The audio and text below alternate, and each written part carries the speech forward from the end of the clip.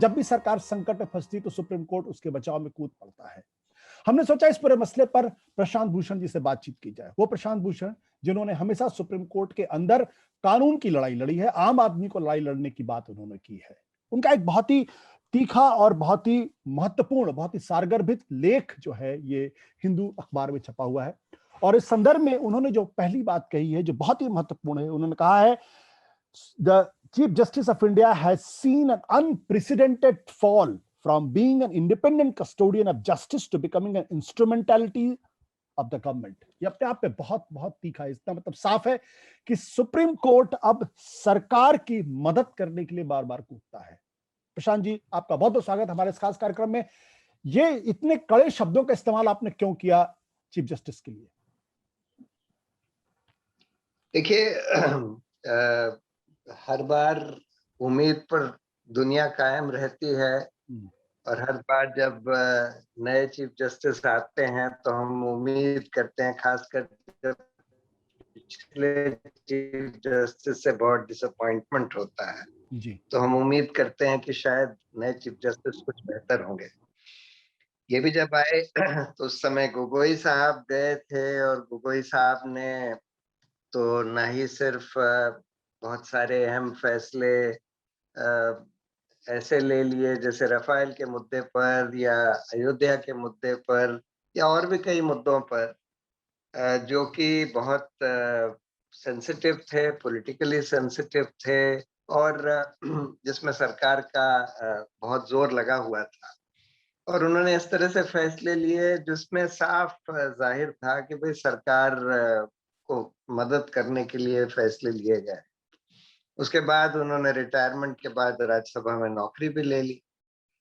उससे पहले 2 और चीफ जस्टिस हुए थे, एक दीपक मिश्रा जिनके समय में भी यही सब इस तरह से देखा गया और उनके खिलाफ तो अभियोग भी चला, इम्पीचमेंट भी हुआ, वो भी उन्होंने दबा दिया। उन्होंने अपना ही जो एक केस था मेडिकल कॉलेज स्कैम का, उस केस की सुनवाई खुद कर ली वगैरह वगैरह।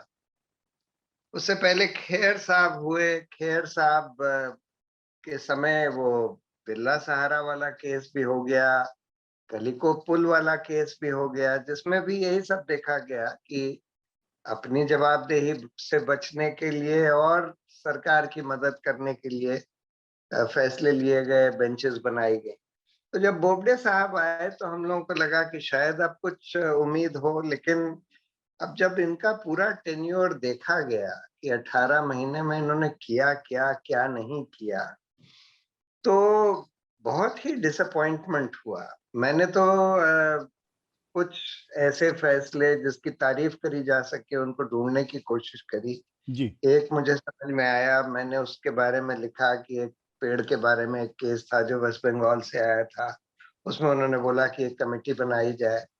एक केस मैं भूल गया जो कि आज संजय हेगड़े ने अपने आर्टिकल में लिखा है कि इन्होंने जो कोविड के समय जेल में जो प्रिजनर्स थे उनको पेरोल में रिलीज करने का आदेश किया।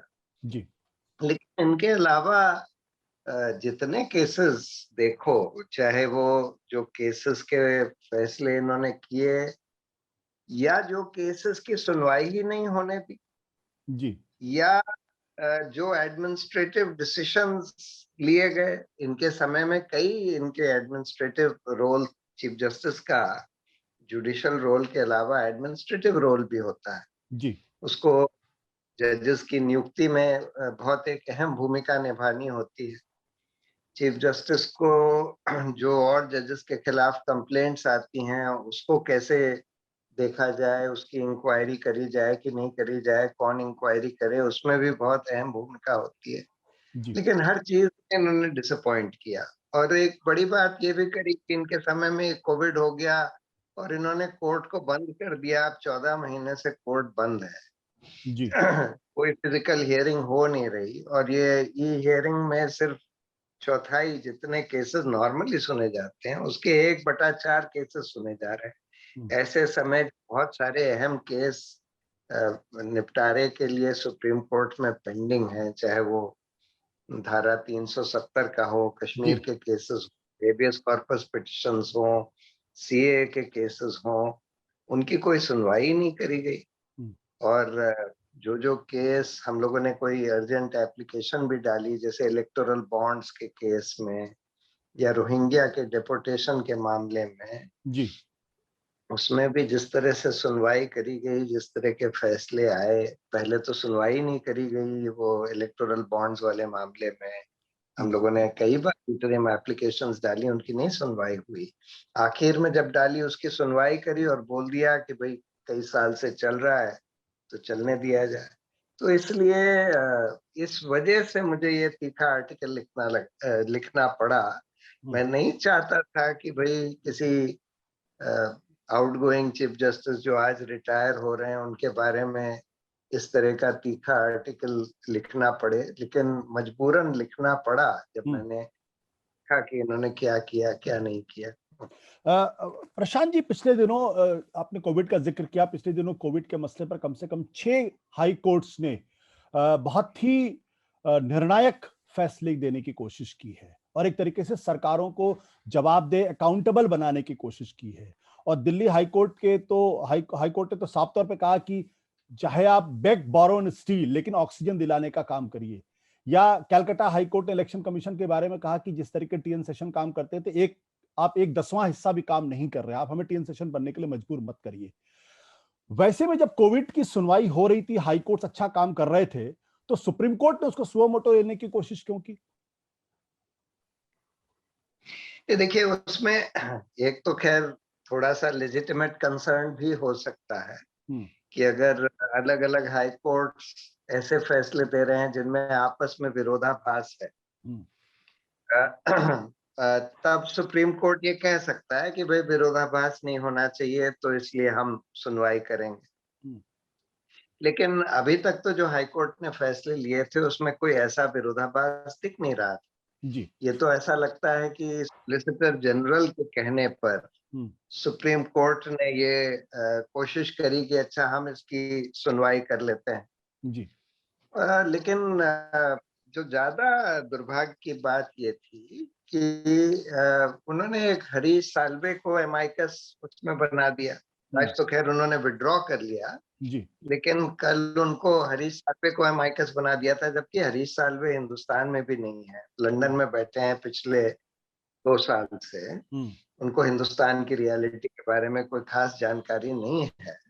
दूसरी बात यह है कि वो ऐसी बड़ी-बड़ी कंपनियों के वकील रह चुके हैं, जैसे स्टरलाइट के वकील। वो भी केस कल ही हुआ था, जिसमें स्टरलाइट को फिर से खोलने, स्टरलाइट के कारखाने को फिर से खोलने की बात आई, तो उसमें वो साल्वे कहने लगे कि अच्छा भाई कम से कम उनका ऑक्सीजन प्लांट चलवा दीजिए तो हम ऑक्सीजन सप्लाई कर सकते हैं। तो ऐसे जन को एमाइकस बनाना वाजिब नहीं था। और ऐसे समय पर जब हाई कोर्ट अच्छा काम कर रहे हैं, भाई या तो सुप्रीम कोर्ट पहले कुछ इस पर संज्ञान लेता कोविड के मामले पर। कोविड की बहुत सीरियस समस्या हो रही है इसमें इस समय पूरे देश में, और सुप्रीम कोर्ट को सुओ मोटो अगर लेना था तो पहले संज्ञान लेता।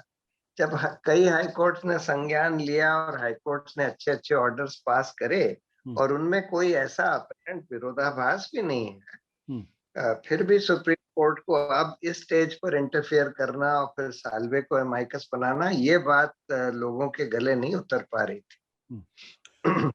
क्या लगता है आपको इसके पीछे के कारण? क्योंकि सुप्रीम कोर्ट पे बार-बार ये आरोप लगता रहा है कि पिछली बार भी जब माइग्रेंट वर्कर्स सड़कों पर उतर रहे थे, उस वक्त भी सुप्रीम कोर्ट में जाके सॉलिसिटर जनरल ने कहा 1 अप्रैल को कि एक भी आदमी सड़क पे दिखाई नहीं पड़ रहा, और उसके बाद लाखों लोग सड़कों पे दिखाई पड़े और सुप्रीम कोर्ट ने सरकार की इस दलील को मान लिया। ऐसा क्यों लगता है कि सुप्रीम कोर्ट जो है हाई कोर्ट से लोगों, सरकारों को बचाने के लिए या केंद्र सरकार को बचाने के लिए सुप्रीम कोर्ट ने इंटरवीन किया? ये जनरल परसेप्शन की बात मैं आपसे कह रहा हूं, मैं नहीं कहता एग्जैक्टली यही हुआ है, लेकिन ये परसेप्शन है कि हाई कोर्ट जब अच्छा काम कर रही थी, सरकारों की अकाउंटेबिलिटी को तय कर रही थी, तो शायद सुप्रीम कोर्ट ने उनको बचाने के लिए काम किया है। और आपको याद होगा कि जब सुनवाई हो रही थी तो जस्टिस रविंद्र भट्ट ने कहा कि नहीं, हाई कोर्ट अपना काम करने दीजिए, तब चीफ जस्टिस ऑफ इंडिया ने कहा नहीं।